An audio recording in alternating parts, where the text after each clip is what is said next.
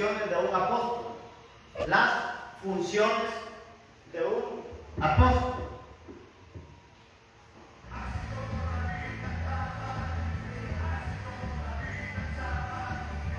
Yes. Las funciones de un apóstol. Romanos capítulo 11.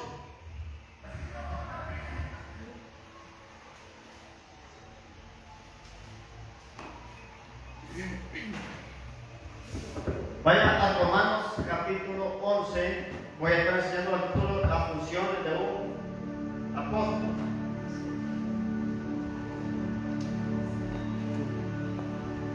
Hola, ¿cómo está en WhatsApp? Sí.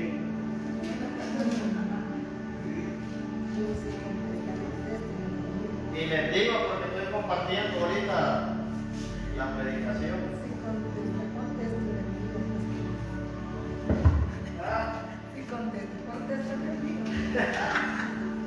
En el enemigo que no contestar.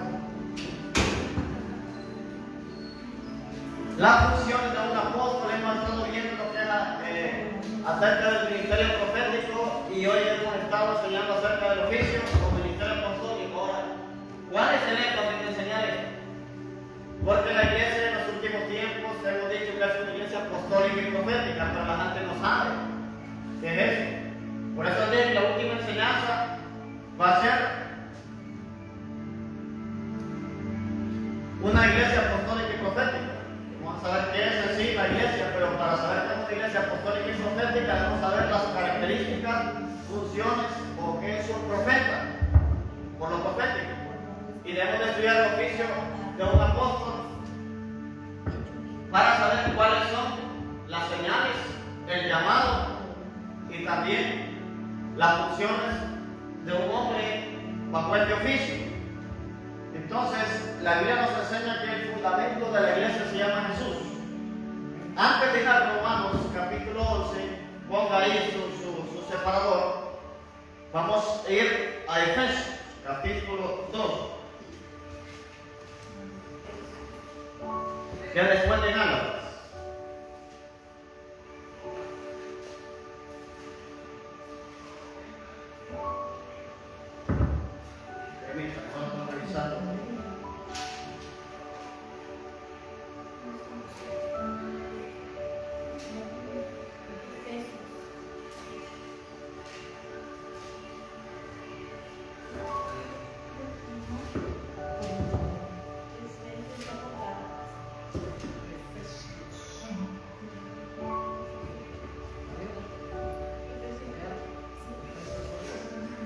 Efesios capítulo 2.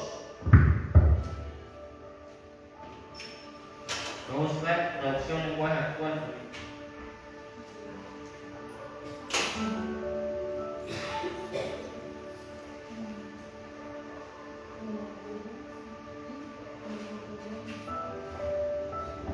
Efesios capítulo 2, versículo 20.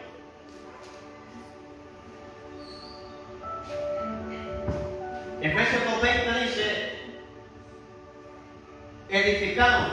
Edificar significa construir sobre el fundamento de los apóstoles y profetas, siendo la principal piedra del ángulo Jesucristo. Entonces, por eso decíamos que era necesaria una reforma apostólica y profética en la iglesia. Una iglesia apostólica y profética, según Efesios 2:20, dice: construyan, un ejemplo, voy a cambiar la palabra edificada por construir. Construyan sobre el fundamento de los apóstoles y los profetas, siendo la principal piedra del ángulo Jesucristo mismo. Traducción en lenguaje actual dice: todos los miembros de la iglesia son como un edificio, el cual está construido sobre la enseñanza. Este es el fundamento. Repito, dice: el cual está construido sobre la enseñanza de los apóstoles y los profetas. Este en edificio, Jesucristo es la piedra principal.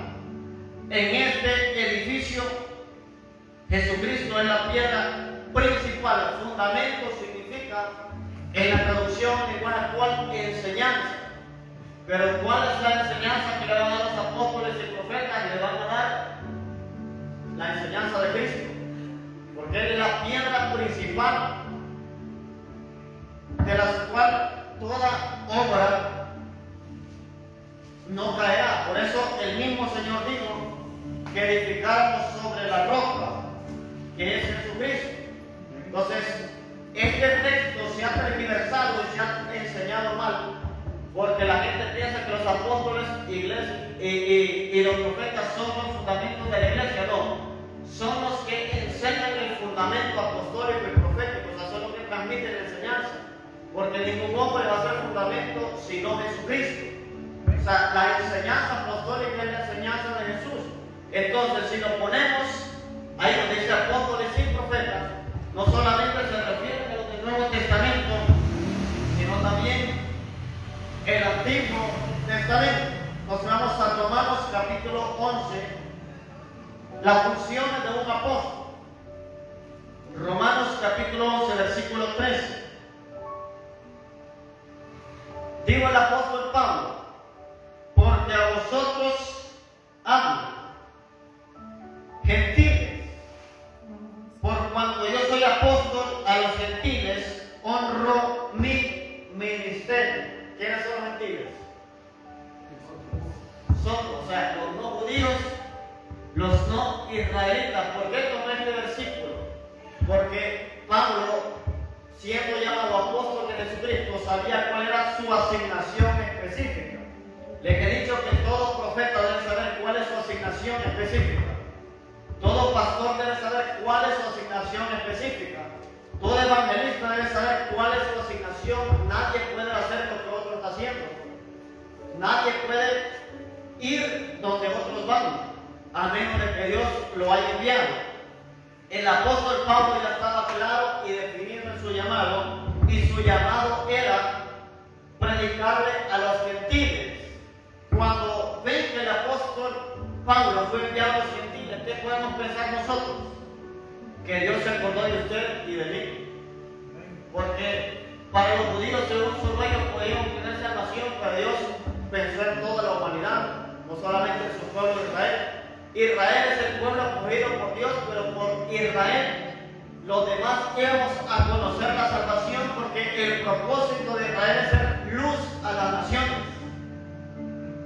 Pero como Cristo vino y no conocieron la visitación, que es palabra de Jesús, la verdad, no conocieron el tiempo de su visitación, quienes más seguían a Jesús era el pueblo gentil. Ellos se apropiaron del pan de los hijos, que es la liberación. Ellos se apropiaron de los milagros y las sanidades, porque vieron a Jesús como el Mesías que había de venir. El pueblo de Israel lo vio como Jeremías, Jesús mismo lo dijo, otros como Elías, otros como algunos de los profetas. Pero los gentiles sí lo vieron como el Mesías. Por eso el apóstol Juan escribió en el capítulo 1, versículo 11 y 12, a los suyos vino. ¿Cuáles eran los suyos? Israel.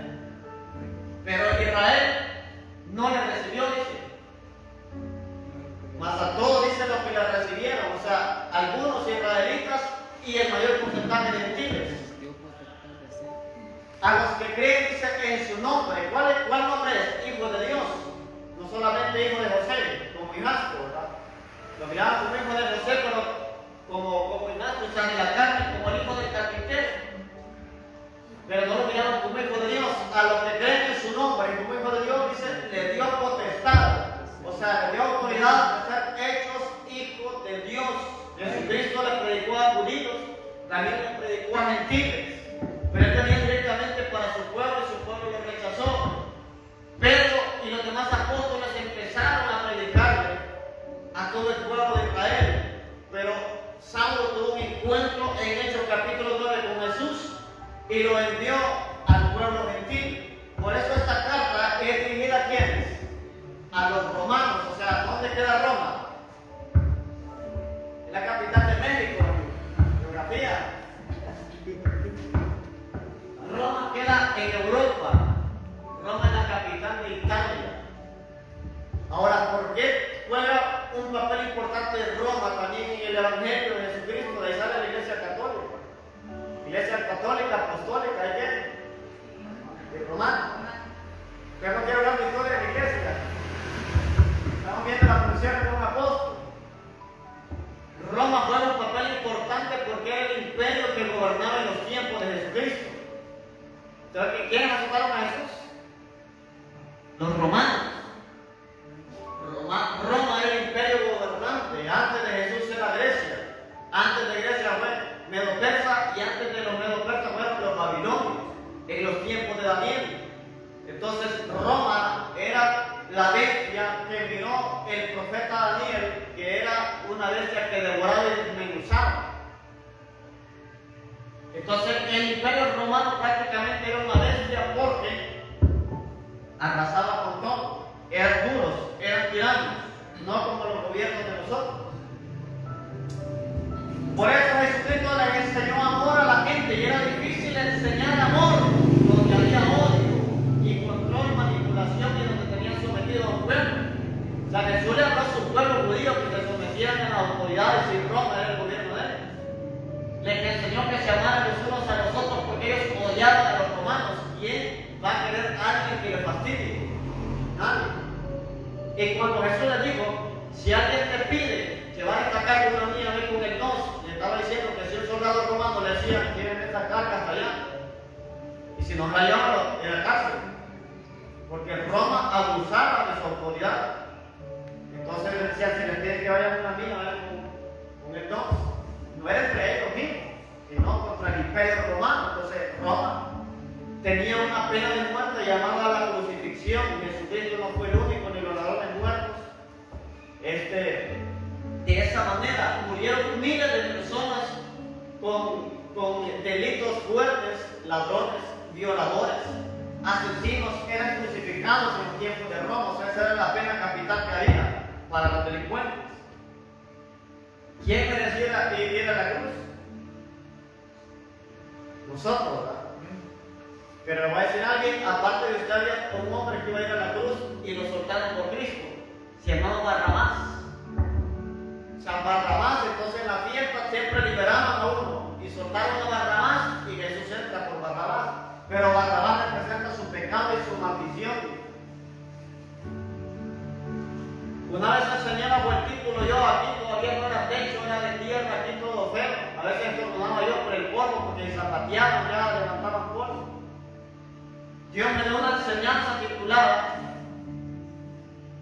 Atemos a Jesús para que salga Barrabás.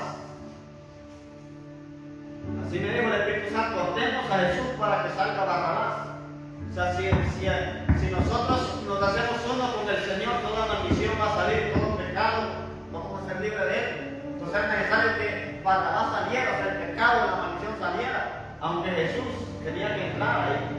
Jesús fue muerto, azotado, crucificado, derramó sangre por nosotros, y aún Barrabás, esa sangre fue derramada por él. De Barrabás no se sabe, solo Dios sabe, ¿verdad? Si está en el cielo o en el infierno, si se arrepintió o no fue salvo. Pero Barrabás representa toda la maldición. Desde ahí veremos el papel que jugó Jesucristo. Entonces, Jesucristo también tenía su función como enviado del Padre, era morir por la humanidad. Pero él sabía que el tercer día iba a resucitar. Le voy a decir algo. Por eso es importante creer en Dios. Eso creía tanto en el Padre que sabía que aunque le doliera la crucifixión, al tercer día iba a resucitar. Si Jesucristo hubiera dudado de su resurrección, no le iba a matar. Téngalo por seguro. Si él hubiera dudado de la palabra que los profetas dieron, téngalo por seguro. Y le voy a decir, nosotros muchas veces dudamos de los profetas o de la palabra profética. Pero Jesús fue guiado por todas las palabras que los profetas del Antiguo Testamento soltaron. Daniel, Isaías, Jeremías, Moisés.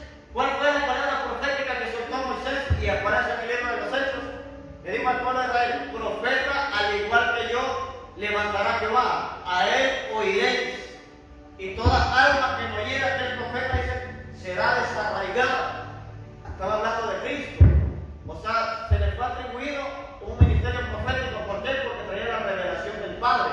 Pero como enviado que era un apóstol, ¿verdad? Porque enseñamos que la palabra apóstol significaba enviado. Entonces Jesús se movió en la dimensión de los 5 ministerios, pero el propósito principal de Cristo era morir por la humanidad. Ya lo demás era la misión por haber pagado un precio de muerte, recibió resurrección y recibió un nombre que es sobre todo nombre. ¿Y por qué es necesario que Cristo resucitara? Para Jesucristo, dijo el apóstol Pablo, es la primicia de todo lo que vamos a resucitar. Después de Jesucristo van a resucitar todos aquellos que murieron y creyeron en Él. Si nosotros morimos, resucitaremos en la primera resurrección. ¿No quiere resucitar en la segunda? ¿En cuál quiere?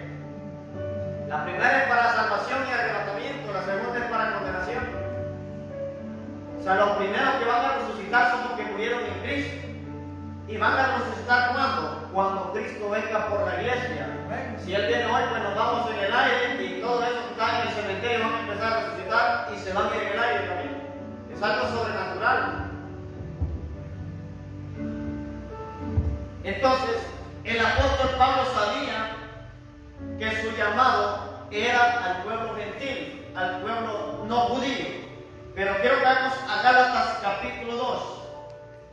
Gálatas capítulo 2, porque estoy hablando de Jesús y otras cosas, no me salgo del tema. Lo que les quiero aclarar es que al Jesús llamar al apóstol Pablo al apostolado, pensó en nosotros, los gentiles. Pensó en nosotros, no solo en el pueblo de Israel. Ahora, ¿por qué? Si Dios hubiera querido, llama a Pablo y a Pedro y a los demás apóstoles sobre el pueblo judío. Pero él vio que los gentiles estaban cediendo al arrepentimiento. Y le voy a decir, los judíos en aquel tiempo que creyeron que el bautismo en el Espíritu Santo solamente era para ellos, que la llenura del Espíritu Santo era para ellos, pero Dios no hace acepción de personas. Y le voy a decir algo, para los judíos nosotros éramos inmundos por la incircuncisión. Y Dios habla a través del misterio. Cuando Pedro está en oración, dice que ve un lienzo y ve un montón de animales que los judíos no comían. Y viene una voz que le dijo, Pedro, mata y come. Y dijo, yo ninguna cosa inmunda he comido. Pero como Dios purifica y limpia, hablaba del pueblo gentil, que Dios lo limpió con su sangre, y también podíamos recibir arrepentimiento, perdón de pecados, y no solo eso, sino también la llenura del Espíritu Santo. Dice Gálatas capítulo 2, versículo 8.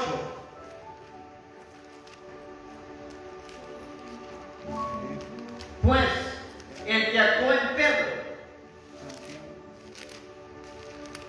para el apostolado de la circuncisión, circuncisos eran todos los judíos, actuó también en mí para con los gentiles. O sea, el mismo que llamó a Pedro, también dijo el apóstol, llamó a Pablo.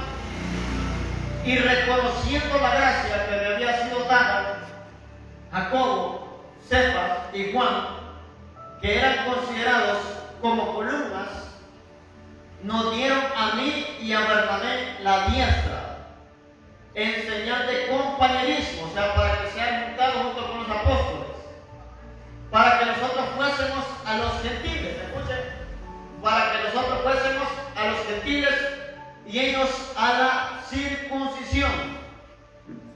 Pero oigan muy bien lo que hacen los apóstoles. Solamente nos pidieron que nos acordásemos de la prado que nos iban a dar. Ahí no dice así, ¿verdad? De la casa de 3 plantas que nos iban a construir. Tampoco dice así, ¿verdad? Ni de las ofrendas que nos iban a mandar. Dicen, solamente nos pidieron que nos acordásemos de los pobres, lo cual también procuré con diligencia hacer. Porque entre los judíos había pobres y entre los gentiles también había pobres. Ahí la gente diezmaba, la gente ofrendaba, la gente era generosa y apartaba cierta cantidad para ayudar al pobre, más que todo al huérfano y también a la viuda. Y el apóstol Pablo le dio instrucciones a Timoteo, le dio instrucciones a Filemón y le dijo, apóyame a las viudas mayores, ya las he dado. Porque si una viuda está joven, dice, si con Israel, Dios más que todo siempre pensó en el pobre, siempre pensó en el huérfano, siempre pensó en el maltratado, siempre pensó en las viudas. Entonces el apostolado más que todo no es un título, el apostolado no es más que todo para que se le dé más autoridad a alguien. El apostolado, el pastorado, cualquier cristiano es para servirle a la gente, a los pobres y a toda persona. Y le voy a decir algo, porque en estos extremos muchas iglesias se han enseñado mal. Yo lo que sé es que Dios es Dios del rico y Dios del pobre. Dios es Dios del rico y del pobre. Jesucristo se fue a meter a la casa de Nicodemo, de Saqueo, perdón. Jesucristo se fue a meter a la casa de Saqueo. Saqueo era un hombre rico. Como si que compraba, pero era rico. Porque él cuando recibió la salvación dijo, le voy a devolver cuadruplicado lo que defraudé. Y todavía dudando, así he defraudado a alguien, le voy a devolver cuadruplicado. Y por eso Jesús lo criticaron, porque para aquel tiempo las riquezas eran pecados para los fariseos. Jesucristo condenó el amor al dinero. Jesucristo condenó en que el dinero lo mandara a usted y no que usted administrara las finanzas. Entonces Jesucristo estuvo con gente de dinero, al igual que nunca se olvidó del pobre. Entonces, escuchen, en este último tiempo muchos hombres se llaman apóstoles, pero en realidad solo tienen un título o cargo porque no funcionan como tal. O sea, le dicen apóstol, pero no hace la función de un apóstol. Ser apóstol es mucho más que un nombramiento, es funcionar en las diferentes áreas para las cuales ha sido llamado y dar fruto abundante en ellas. Para poder entender este punto, comenzaremos definiendo lo que es una función. El punto número 1, ¿qué es una función? Estamos viendo las funciones de un apóstol. O sea, ¿qué es una función? Un pastor tiene funciones, un evangelista tiene funciones, un profeta tiene funciones. Pero vamos a ver qué es una función. Y le voy a hacer algo para que entienda. Función significa un desempeño, un cargo, un trabajo. Porque si usted va al circo, eso lo puede tener en la mente, la función. ¿Qué era la función de la mente? ¿Qué es una función? Anote. Es una responsabilidad. Es una responsabilidad o actividad.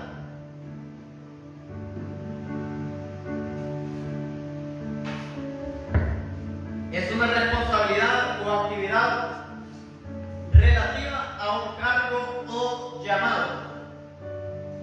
Relativa a un cargo o llamado. O sea, si usted ha sido llamado a alguien, tiene que tener sus funciones.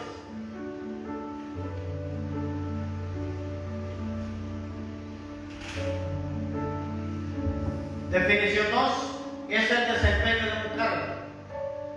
Es el desempeño de un cargo.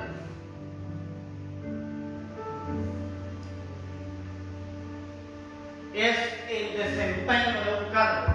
Pues un apóstol tiene que desempeñar tal. Es una responsabilidad que, como solo tenía el pastor, alguien no era responsabilidad. Por eso es que el que tiene un ministerio pastoral debe estar seguro si yo lo llamo a ser pastor. Ciertamente dijeron que le decían a un varón, vamos a visitar. Ahorita no está viniendo la gente. Así que vengan, vamos a evangelizar, solo evangelizar por pasado. Pero es que él ya estaba como pastor, pero todo el mundo le decía, usted es evangelista, hermano. Es que quiero pastorear, decía. Porque un evangelista predica y un pastor también predica. Pero la unción es diferente. Porque la unción evangelística va para el perdido. La unción pastoral va para cuidar el ganado. O sea, lo que se ha ganado, lo que el evangelista gana. El evangelista gana y trae, el pastor cuida. Ahora, ¿por qué? Porque toda la alma ganada viene a la casa de Dios. Entonces ahí necesita ser pastoreado. Y el evangelista sigue su misión de ganar más gente, de ganar más almas afuera. Definición 3. Es la actividad o responsabilidad. es la actividad o responsabilidad que está sobre una persona. Es la actividad o responsabilidad que está sobre una persona.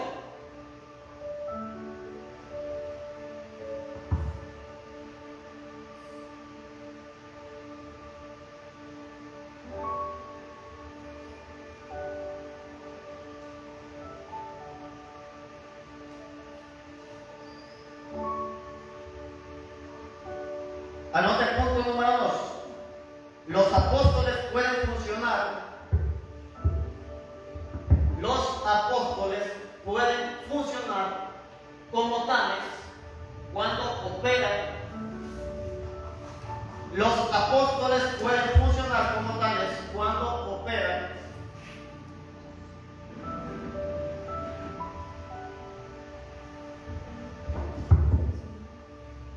Anote los puntos. Los apóstoles pueden funcionar como tales cuando operan los puntos. ¿Sabe cuál es el problema? También que hay apóstoles que no funcionan en un lado porque están fuera de su esfera de influencia o su región o llamado específico. Número 1, en la esfera de influencia correcta. En la esfera de influencia correcta.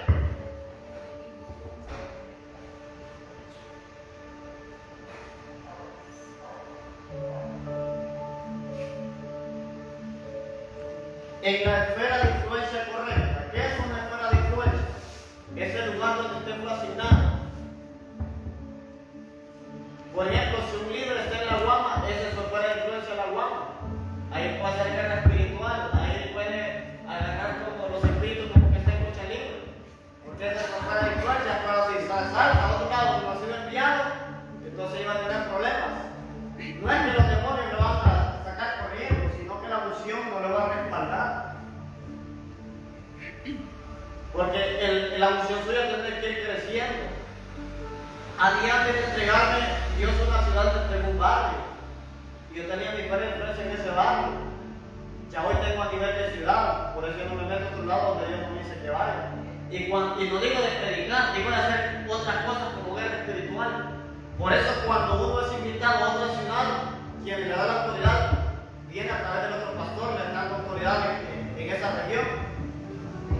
Si ustedes están guiados cuando hicimos aquí creo que fue el congreso, ¿verdad? de oración, creo que el pastor Joel fue el que lo pasaron arriba y le dijo que le diera autoridad para poder operar, porque ya era una enseñanza espiritual que se iba a dar. O sea que eso ya no entrega las llaves de la ciudad. En el mundo espiritual, en el mundo natural, los alcaldes, los presidentes, pero en el mundo natural, un pastor de cierta región le puede dar la bienvenida a otro pastor de otro lugar y le puede dar autoridad para que opere bajo esa unción y bajo esa gracia, o sea, bajo una autoridad o responsabilidad. Entonces, a veces no funcionamos en la guerra espiritual en cualquier área porque nos salimos de nuestra esfera de influencia. Pero usted puede decir, ¿y qué tal si voy a otro lugar y con un demoniado? Sáquenlo. Otra cosa es que usted quiera hacer cosas continuamente, otra cosa que le ocurra en el camino. Entonces, en el lugar específico a donde fueron enviados, en el lugar específico a donde fueron enviados, pregúntele a Jonás qué le pasó por agarrar para otro lado.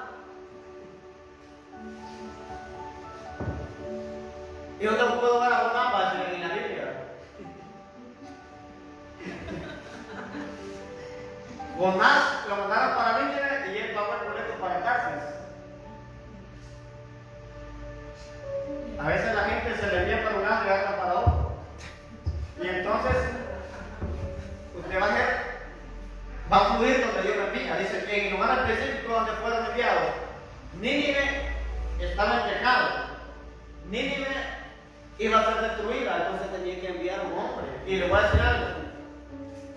Usted puede decir por influencia satánica, porque la influencia de Dios es obediente, la influencia del diablo es desobediente. Que Dios mande a otro. Pero le voy a decir algo, si Dios quiere que usted vaya, a usted lo va a procesar hasta que obedezca.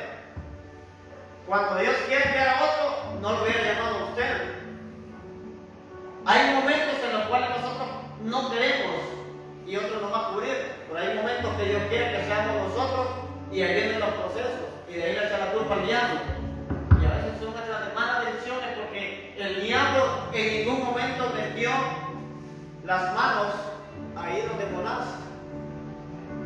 Y aparte de echar suerte en lo que creían en los otros dioses, porque era que las olas estaban bravas y la suerte cayó sobre Jonás. ¿Y qué hicieron? Tiraron. Lo tiraron. Y le voy a decir algo, cuidemos nuestra relación con Dios, porque si somos rebeldes hasta la familia alcanza. Hasta la familia alcanza. Cuando usted viene a la iglesia, usted esposa es más sumisa, pero cuando ya no viene es más rebelde. Se le es más fácil gritar.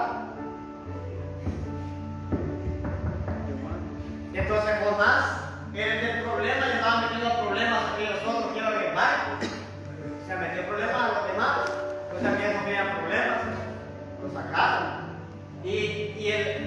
Lo que le iba a suceder a Jonás era muerte, porque ahí se iba a ahogar. Pero ahí viendo al gran pez, dice la Biblia, el gran pez se considera que puede ser una ballena. Se lo tragó y estuvo 3 días. Pero era también un asunto profético de los 3 días que Jesús iba a estar en el corazón de la tierra, porque Jesús mismo lo dijo. Pero ese que lo escupió. Hay gente que está en la iglesia por las redes sociales o en sus congregaciones que es que los Dios los ha escupido. Porque fueron rebeldes y están ahí porque la ballena los escupió. Entonces, sea profeta, sea pastor, y le voy a decir algo, hay que cuidarlo de Dios y ser dirigido por el Espíritu Santo. No vámonos bajo dirección y no vamos materialismo. Yo he conocido pastores que Dios los tiene en Honduras, pero les abre puertas en los Estados Unidos y se van para Estados Unidos sin dirección divina, sin dirección de Dios.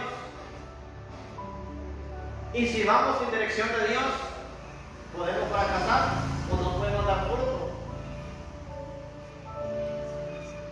Y a veces hay ideas que son humanas. Yo puedo dejar a la gente aquí encargada, yo voy para la bolsa, a mí bastante gente me quiere llevar. Me quieren mandar, los chiqueros mandan a pedirme y si acá voy novia. Y hay gente que tenemos allá, ¿verdad? Que solo tienen residencia y todo. El asunto está que digo, si Dios no me dice nada, yo aquí voy a estar. Porque no puedo andar bajo su dirección, porque yo sé cómo me puede procesar Dios y ando de rebelde. Y rebelde no es insultar a Dios, rebelde no es patalear, rebelde solamente es desobedecer a porque no abra la boca. Una desobediencia hacia Dios. Pero como digo, porque yo ya tengo un llamado específico, el que no tiene llamado específico está llamado para otro, pero lo que tiene que tener es comunión con Dios. Si Dios me permite hacer lo que va a hacer.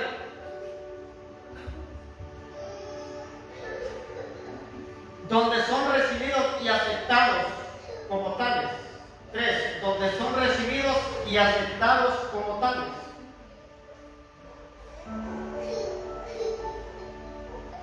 Donde son recibidos y aceptados como tales. ¿Cómo qué? Como apóstoles. Donde son recibidos y aceptados como apóstoles. ¿Por qué les enseño este tipo de enseñanza? En cualquier momento yo voy a dar apóstoles a este lugar y usted debe saber cuál es la unción que carga su manto y le ponen una demanda al manto de ese hombre o a esa mujer de Dios. Si viene un profeta, usted le pone una demanda al manto de esa persona. Si es pastor evangelista, hay que ponerle una demanda. O sea, cada vez que hay una reunión, cada vez que hay un congreso, cada vez que hay una noche profética o cualquier evento que hagamos, póngale una demanda cuando traigamos personas aquí, unidas, porque ellos se van.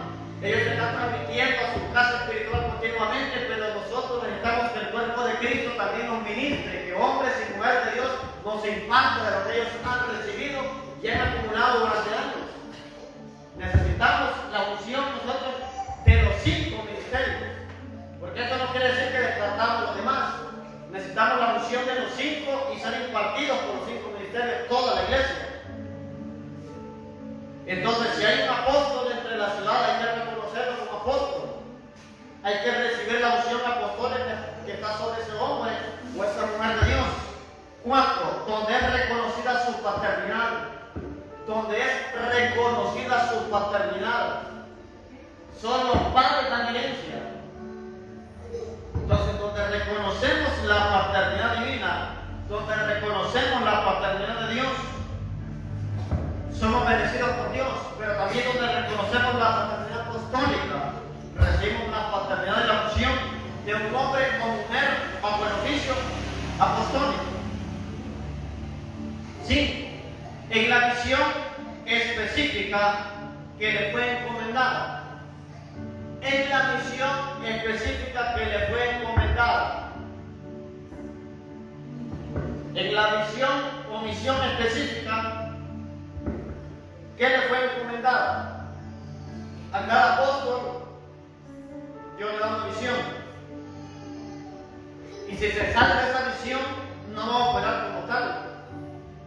Y en último, con la autoridad específica que le fue dada.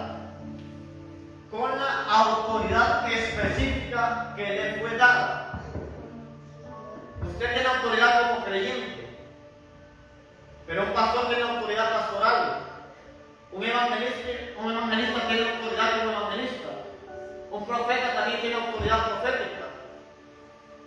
Entonces, si la gente opera en el nivel de autoridad que le fue dada, y también hay hombres que tienen ministerios combinados. Una vez fuimos a hacer una toma de ciudad en este lado de, ¿cómo que se llama este lugar? Se llama, donde está la ceiba del barrio de Independencia, ahí hay un parque. Ahí se entregaron los pliegos de Independencia. Una vez fuimos a hacer con unos pastores, la ceibita que viene, la ceibita creo que dicen ahí. O sea, por el parque ahí se secó, entonces la historia dice que ellos fueron a dejar los pliegos, o sea, se recibieron por todos los pliegos de la Independencia. Entonces nos tocó hacer unos decretos hace unos años ahí en ese lugar. Y a mí me dieron la autoridad como pastor. Como yo estoy definido que soy pastor. Por eso le digo, hay iglesias que son preocupantes porque el que está es que yo estoy encargado. Y la gente debe reconocer función pastoral para operar como tal. Entonces, ahí me dieron la asignación de hacer decretos como pastor, no como profeta, ni como maestro, ni como evangelista, ni como apóstol. Miren, va a hacerme ese decreto como pastor. Entonces yo para hacer decretos debo de reconocer la función pastoral, y si no la reconozco, ¿qué decreto voy a hacer? ¿Cómo, hermano? El pastor brinda paternidad, seguridad, identidad. Una de las áreas específicas de los pastores que rompen maldiciones generacionales, porque nadie quiere tener hijos malditos. Nadie quiere tener hijos malditos, o sea, de que arrastren maldiciones, ni en lo natural, ni en lo espiritual. Porque tal vez ustedes en el pasado tenían sus padres y tal vez la maldición de sus abuelos les trajo alcoholismo, drogadicción. Y para sus padres era un tormento que usted llegara a las 1 de la mañana, 2 de la mañana, pues si llegaba, o aparecía a las 12 del mediodía y cualquier otro alborotado, sin maquillar. Dele gloria a Dios que está vivo o viva, porque ahí son lugares de muerte. Esos son lugares de muerte, donde solo la sangre de Cristo lo puede guardar incluso en la maldad, porque todos venimos del pecado de Adán y Eva, pero el diablo corrompe en el camino y Dios es un Dios de vida y nos ha regalado vida. O sea, por eso cada vez que nosotros aplaudimos a Dios debemos hacerlo con todo el corazón. Porque mucha gente salió de la discoteca y jamás regresó a su casa. Mucha gente, sus amigos o amigas lo bendijo. Si cuesta hallar amigos entre el pueblo de Dios, imagínate allá afuera. ¿Sabes? Cuesta hallar amigos sinceros entre los amigos, entre los hermanos. No toda la gente, ¿por qué? Porque todo el pueblo arrastra maldiciones y hay que romperlas. Entonces, punto número 3, este es el último. ¿Cuáles son las funciones de un apóstol de Jesucristo? ¿Cuáles son las funciones de un apóstol de Jesucristo? Estamos viendo las funciones de un apóstol. Si usted es profeta, es un profeta de Jesucristo. Si usted es pastor, es un pastor de Jesucristo. Pero no de los santos de los últimos días. Por eso siempre saludaba Pablo, siervo y apóstol de Jesucristo. ¿Cuáles son las funciones de un apóstol de Jesucristo? espiritual. 1 Corintios 4:15. Número 1, ser padre espiritual, esa es una función. Ser padre espiritual es la primera función de un apóstol. Un padre engendra, un padre da a luz planes y proyectos, un padre da a luz hijos espirituales, un padre adopta hijos espirituales, un padre demuestra amor a sus hijos. Yo le estoy dando algunas características de un padre. O sea, por eso un encargado jamás lo va a ver como un padre. Pensamos que solo los padres transmiten herencia, solo los padres nutren, solo los padres dan. Los tíos de sus hijos, allá a las casadas le dan un carrito, ¿va? Por si es verdad. Los tíos, o tal vez una pañal, leche, claro. Pero va a ser los tíos o familiares, ahí de vez en cuando dan un regalito a los hijos o le dan algo de dinero. ¿Qué cosa necesita usted? ¿Y no le dan nada? ¿Ah? ¿Y no le dan nada? ¿Por qué no le dan nada? Hay otros que no les dan nada. A lo que me refiero, pero el padre siempre tiene que estar dando. El padre siempre tiene que estar nutriendo, siempre tiene que estar proveyendo. Pero una característica del padre que todo hijo no le gusta es la corrección y la disciplina. ¿Qué le dicen los padres de familia a los hijos cuando son rebeldes? Allá afuera van a contratar, o sea, allá afuera te van a disciplinar. Allá afuera te van a corregir si no quedas aquí en la casa. Entonces, un padre engendra, un padre adopta hijos, un padre muestra su amor, es cultivador, es un refugio, es un protector, es un animador, es un nutridor, disciplina, reprende y castiga con amor. Escuchen bien. Disciplina, reprende y castiga con amor. ¿A quién? A su hijo. Yo no he visto a ustedes, aquí hay bastantes niños, pero nunca he visto a ustedes agarrando con la baja al niño, a los otros niños. Se la ganan si le dan a otros hijos que no son suyos. Usted va a alinear a los suyos. Por eso a mí si me vienen a poner quejas de otros miembros de otra iglesia, yo en mi caso le hago porque quien tiene que alinearlos es el pastor de ellos. Y tampoco le voy echando tierra del pastor porque no es nada bien. Como hermano en Cristo, sí le puede decir, darle un consejo, que se alinee, vuelva a la iglesia. Lo que anda haciendo es correcto, pero no de la manera como el pastor lo va a corregir. Porque somos hermanos. Un hermano no quiere el mal para otro hermano. Un padre espiritual es un maestro, una fuente, un transmisor, un proveedor, un mentor. Entonces, función número 2, edificar el reino y la iglesia. Edificar el reino y la iglesia. 1 Corintios 3:10. Edificar el reino y la iglesia.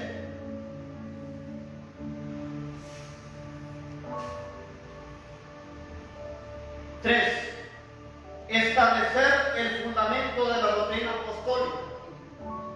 Establecer el fundamento de la doctrina apostólica. Efesios 2:20. Establecer el fundamento de la doctrina apostólica. Les decía yo que me estuve como 3 años o 3 años y medio haciendo material de discipulado. Tardes, noches, mañana. A veces me iba a buscar gente ya como a las 10 de la mañana y yo parecía ahí como medio dormitado. Y me daba pena porque según la gente no dormía a las 9 de la noche, a veces soltaba la computadora a las 5 de la mañana. Por eso digo, venga a discipularse. Esos materiales yo los hice, los releí, los volví a modificar. Y metí la mejor enseñanza para el pueblo, para que la iglesia pueda tener su propio material apostólico. Establecer el fundamento de la doctrina apostólica, Efesios 2:20. 4. Plantar y establecer iglesias. Plantar y establecer iglesias. 1 Corintios 3:6. Busque dice ese pasaje? 1 Corintios 3:6. Plantar y establecer iglesias.